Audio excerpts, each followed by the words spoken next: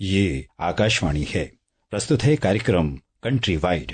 इसके अंतर्गत सुनिए नवोदित युवा लेखकों के लिए पीएम युवा कार्यक्रम के तीसरे संस्करण पर चर्चा।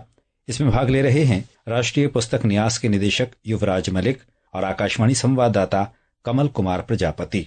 पूरी दुनिया में भारत आबादी के लिहाज से युवा आबादी का सबसे बड़ा देश है और इसी दृष्टि से अलग अलग क्षेत्रों में भारत की युवा क्षमता को पहचाना जा रहा है। हम आर्थिक, सामाजिक और तमाम क्षेत्रों के अलावा अगर साहित्यिक और रचनात्मक क्षेत्र की बात करें तो इस क्षेत्र में भी युवाओं की क्षमता को पहचानते हुए शिक्षा मंत्रालय और उच्च शिक्षा विभाग ने एक बड़ी महत्वपूर्ण पहल की है, पीएम युवा। और इस पहल का ये तीसरा संस्करण इस बार आयोजित किया जा रहा है। इस पहल का मकसद है कि जो युवा हैं वो अपनी रचना के माध्यम से राष्ट्र निर्माण में अपना योगदान दे सकें। और ये एक ऐसा मार्गदर्शन कार्यक्रम है जिसमें 30 साल से कम उम्र के युवा और नए लेखक आगे आएंगे और उन्हें प्रशिक्षित करके देश में पढ़ने लिखने और पुस्तक संस्कृति को बढ़ावा देने की दृष्टि से इस पहल को आगे बढ़ाया जा रहा है। तो आज हम पीएम युवा कार्यक्रम पर विस्तार से बात कर रहे हैं। हमारे साथ कार्यक्रम में जुड़े हैं भारतीय पुस्तक न्यास यानी नेशनल बुक ट्रस्ट के निदेशक युवराज मलिक। बहुत बहुत स्वागत है सर आपका कार्यक्रम में। थैंक यू सो मच, बहुत बहुत शुक्रिया। तो हमारे श्रोताओं को पीएम युवा कार्यक्रम के बारे में आप विस्तार से बताएं और साथ में किस तरह से भारतीय पुस्तक न्यास की भी इसमें भूमिका है, इस बारे में भी आप कुछ बताएं। प्रधानमंत्री युवा योजना, इसका मतलब है यंग अपकमिंग वर्सेटाइल ऑथर, यानी वो युवा जो 30 वर्ष आयु के कम के हैं, यंग हैं और प्रतिभाशाली हैं। उन सभी लोगों को माननीय प्रधानमंत्री जी की पहल पर ये तीसरा एडिशन है पीएम युवा स्कीम का, जिसके तहत लेखन के लिए एक बड़ा प्लेटफॉर्म तैयार किया गया है। इससे पहले भी लगभग 21,000 से ज्यादा युवाओं ने इस प्रतियोगिता में हिस्सा लिया। हमने उन लेखकों का चुनाव किया, उनका मार्गदर्शन किया और खुशी की बात है कि उनकी पुस्तकें भी अब बाजार में आ चुकी हैं, उनकी किताबें छपी हैं और उनको हमने स्कॉलरशिप दी, साथ में उनको एक मेंटरशिप भी दिया और एक गाइड के प्रॉपर फॉर्मेट में हमने उनको 6 महीने तक एक विशेष ट्रेनिंग प्रोग्राम से रूबरू कराया, जिसमें उन्हें अलग अलग लेखकों से मिलने का मौका मिला, बड़े बड़े स्कॉलर्स से, मेंटर्स से उनकी ट्रेनिंग हुई और अब वो एक लेखक के रूप में, प्रोफेशनल राइटर्स के रूप में अपने आप को स्थापित कर चुके हैं। और आप बड़ी खुशी होगी कि उनमें बहुत ज्यादा संख्या से लेखकों की है जिनकी आयु लगभग 20, 21, 22 या 23 वर्ष रही होगी। उसी श्रृंखला में, उसी मुहिम को आगे ले जाते हुए युवाओं को, उनकी प्रतिभा को लेखन के माध्यम से कैसे तराशा जाए, युवा 3.0 ये उसी का प्रयास है जिसे शिक्षा मंत्रालय भारत सरकार की ओर से आयोजित किया गया है। नेशनल बुक ट्रस्ट यानी राष्ट्रीय पुस्तक न्यास, उसकी क्रियान्वयन की जो संस्था है, इम्प्लीमेंटिंग बॉडी है और ओवरऑल इनिशिएटिव ये ऑनरेबल प्राइम मिनिस्टर का है, जिसे माई गोव यानी जो हमारा ऑनलाइन डिजिटल प्लेटफॉर्म है, उसके कोऑर्डिनेशन से हम लोगों तक पहुंचाने का प्रयास कर रहे हैं। इस कार्यक्रम की एक खास बात यह है कि इसमें हिंदी, अंग्रेजी के अलावा 22 क्षेत्रीय भारतीय भाषाएं हैं, उसमें भी लेखन को प्रोत्साहन दिया जा रहा है। तो इस खासियत के बारे में आप बताएं कि कैसे क्षेत्रीय स्तर पर भी लेखन को इस कार्यक्रम के जरिए बढ़ावा मिल रहा है। लेकिन बिल्कुल आपने बहुत सही कहा, भाषा अभिव्यक्ति का विषय, भाषा को हम टैलेंट के नजरिए से नहीं देख सकते। तो भारतीय संविधान में जितने भी शेड्यूल 8 में भाषाएं हैं, सभी को और इंग्लिश को, टोटल 23 भाषाओं में आप इसमें हिस्सा ले सकते हैं। हिस्सा लेने की शर्त यही है कि आपकी जो पांडुलिपि है, जो मैन्युस्क्रिप्ट है, उसको लगभग 10,000 शब्दों में यानी 2 से 3,000 शब्दों का एक सिनॉप्सिस और 7 से 8,000 शब्दों का उनका एक चैप्टर प्लान हमें बनाकर भेजेंगे, जिसके आधार पर आपका चयन किया जाएगा। चयन होने के बाद आपको 6 महीने के लिए स्कॉलरशिप भी दी जाएगी जो 50,000 रुपए महीना होगी। साथ ही साथ हम आपको एक लैंग्वेज मेंटर जो आपकी भाषा में आपकी मदद करेगा और एक सब्जेक्ट एक्सपर्ट जिस विषय पर आपने लिखा है उसमें आपकी मदद देंगे। और आपके आसपास जो भी लाइब्रेरीज हैं, जो रीडिंग मटेरियल अवेलेबल है, ऑनलाइन एक्सेस है, उन सब में भी एनबीटी की ओर से सहयोग किया जाएगा। इस पूरी प्रक्रिया को 6 महीने तक हम रखेंगे और जब प्रक्रिया पूरी होगी, पुस्तकें अपने अंतिम चरण में होगी, आपका एक राष्ट्रीय कैंप भी हम नई दिल्ली विश्व पुस्तक मेले के दौरान आयोजित करते हैं। लास्ट ईयर जब हमने किया था, सभी लेखकों को माननीय राष्ट्रपति जी से मिलने का मौका मिला, उनका मार्गदर्शन मिला। इस पूरी परियोजना को आप ऑनलाइन फॉर्मेट में आप अपनी मैन्युस्क्रिप्ट जमा कर सकते हैं। सभी भाषाएं समान है, सबका स्तर सेम है। इस पूरे कंपटीशन में कोई ऑर्डर ऑफ मेरिट नहीं है, सभी लेखकों का चुनाव एक रूपता के साथ किया जाएगा और सबसे विशेष रूप से 30 साल से नीचे है और उसके लिए कोई क्वालिफिकेशन नहीं रखी गई है। आप वर्किंग प्रोफेशनल हैं, आप गवर्नमेंट एम्प्लॉई हैं, आप स्टूडेंट हैं, स्कॉलर हैं, फ्रीलांसर हैं, आप किसी भी रूप में आप अपना लेखन कर सकते हैं। और थीम्स हमने डिसाइड की हैं, अगर आप इसमें देखेंगे, एक तो भारतीय डायस्पोरा का जो राष्ट्र निर्माण में योगदान है उसको लेकर हमने एक थीम रखा है। भारतीय ज्ञान परंपरा को लेकर दूसरा विषय है, और तीसरा मेकर्स ऑफ मॉडर्न इंडिया, नव भारत के निर्माता है राष्ट्र निर्माण में जिन्होंने भूमिका निभाई 1950 से 2025 के बीच, उनके बारे में भी आप विषयों को लिख सकते हैं। तो ये तीन बड़े विषय लिखने का सिर्फ हमारा ऑब्जेक्टिव यही था कि ज्यादा से ज्यादा लोगों तक हम पहुंच पाए, और ज्यादा से ज्यादा कैनवस है इसका बड़ा हो, जिसमें लेखन की अभिव्यक्ति के ज्यादा से ज्यादा स्कोप हमारे युवाओं को मिल सके। तो इस जी पूरी योजना को आप हमारे ऑनलाइन मेथड से, सोशल मीडिया प्लेटफॉर्म से, माई गो प्लेटफॉर्म से, आप किसी भी रूप से हमारे साथ जुड़ सकते हैं, और 1 महीने के अंदर आपको ये मेन्यूस्क्रिप्ट जमा करनी होगी।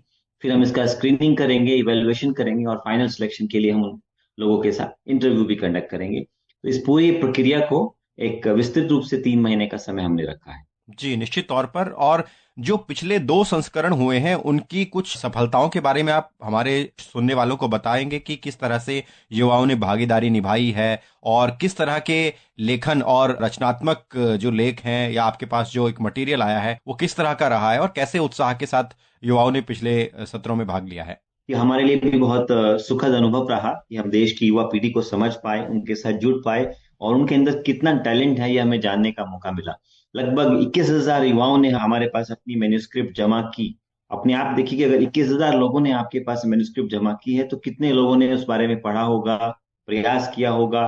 कुछ लोग नहीं कर पाए होंगे, लेकिन इससे जो एक अवेयरनेस बढ़ा है रीडिंग को, राइटिंग के प्रति, वो अपने आप में एक बहुत पॉजिटिव इंडिकेटर है। और जो किताबें, फर्स्ट थीम थी unsung heroes of India, people and places.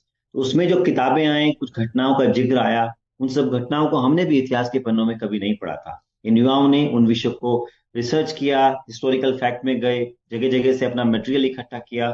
बहुत से ऐसे नए विषय वो लोगों के बीच लेकर आए, जो किसी भी साहित्यिक संस्थान के लिए, ऐतिहासिक संस्थान के लिए बहुत गर्व का विषय है।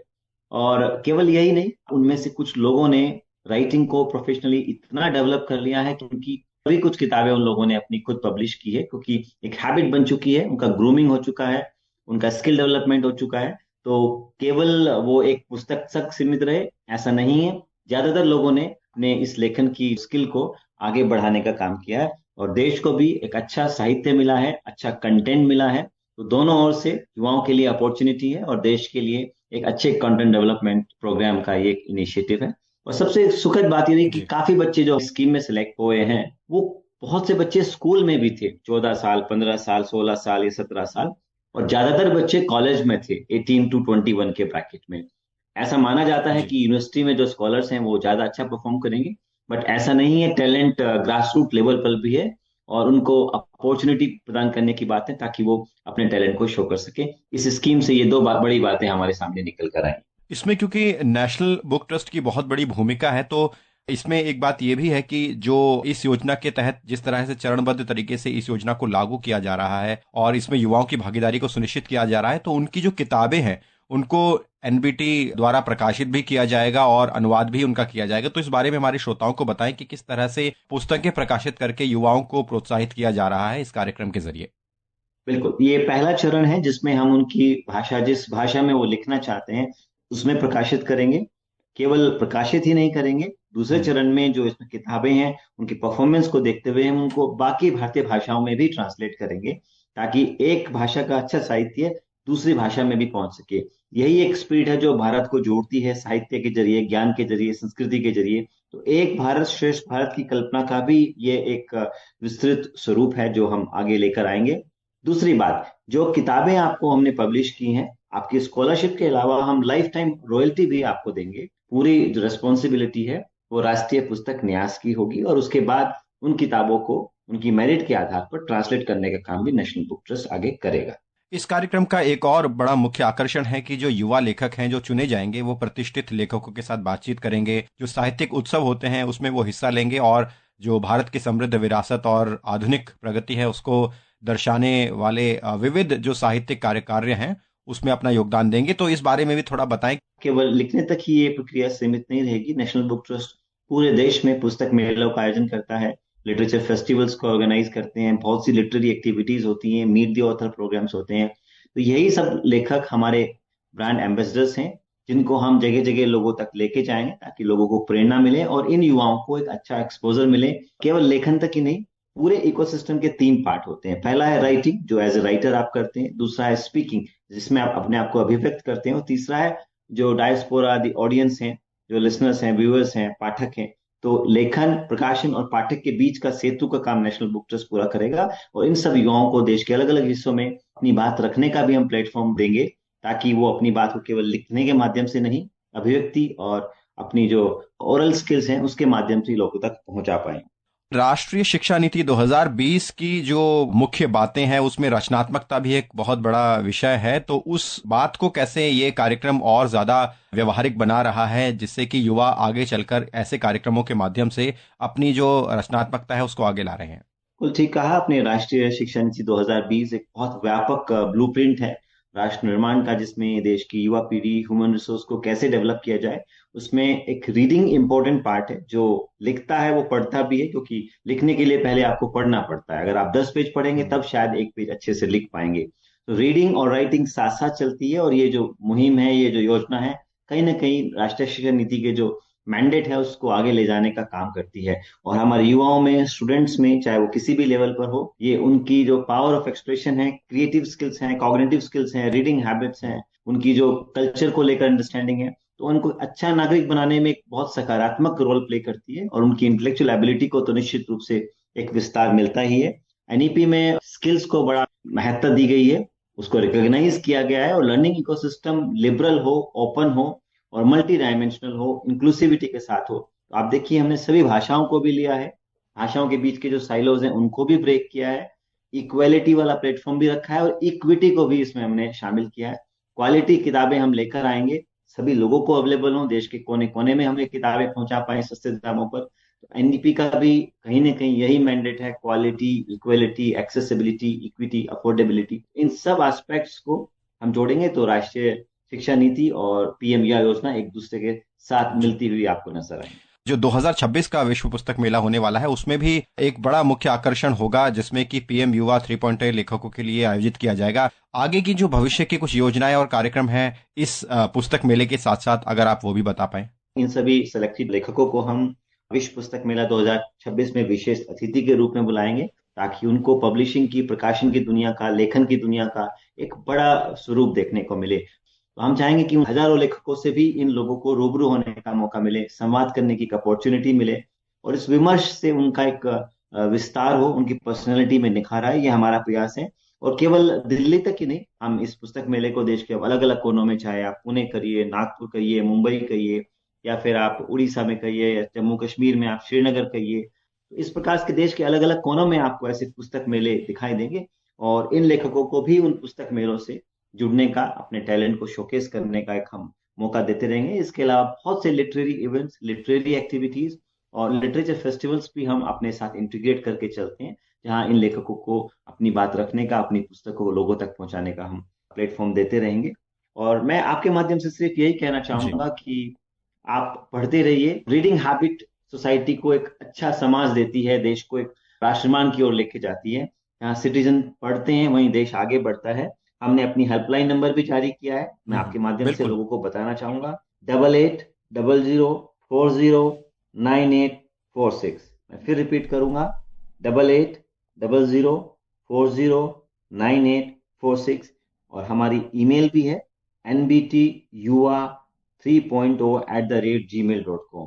जो लोग, आपके मन में कुछ शंकाएं हैं, कुछ सवाल हैं, कुछ क्वेरीज हैं, आप हमें कॉल भी कर सकते हैं वर्किंग टाइम में, आप हमें ईमेल भी भेज सकते हैं। हमारे काउंसलर्स आपको गाइड भी करेंगे, आपको सपोर्ट भी देंगे। तो इसी अपेक्षा के साथ कि ज्यादा से ज्यादा संख्या में युवा पीएम युवा 3.0 कार्यक्रम में हमारे जो रचनाकार युवा हैं, नए लेखक हैं, वो हिस्सा लेंगे और अपनी रचनाओं से राष्ट्र निर्माण में अपना योगदान देंगे। और जो माध्यम अभी युवराज मलिक जी ने आप सभी श्रोताओं को बताया कि इन माध्यमों से आप इस संस्करण के बारे में ज्यादा जानकारी ले सकते हैं। बहुत बहुत धन्यवाद सर, कार्यक्रम में जुड़ने के लिए और विस्तार से इस कार्यक्रम के बारे में जानकारी देने के लिए। बहुत बहुत आभार। आप सबको होली की बहुत शुभकामनाएं। अभी आप सुन रहे थे नवोदित युवा लेखकों के लिए पीएम युवा कार्यक्रम के तीसरे संस्करण पर चर्चा। इसमें भाग ले रहे थे राष्ट्रीय पुस्तक न्यास के निदेशक युवराज मलिक और आकाशवाणी संवाददाता कमल कुमार प्रजापति। ये कार्यक्रम आकाशवाणी के समाचार सेवा प्रभाग द्वारा प्रस्तुत किया गया। इसे आप हमारे mobile app news on AIR और YouTube channel news on AIR official पर भी सुन सकते हैं। इस कार्यक्रम के संबंध में अपनी प्रतिक्रिया आप हमें ईमेल या व्हाट्सएप के माध्यम से भेज सकते हैं। ईमेल का पता है AIRNSTtalks@gmail.com और व्हाट्सएप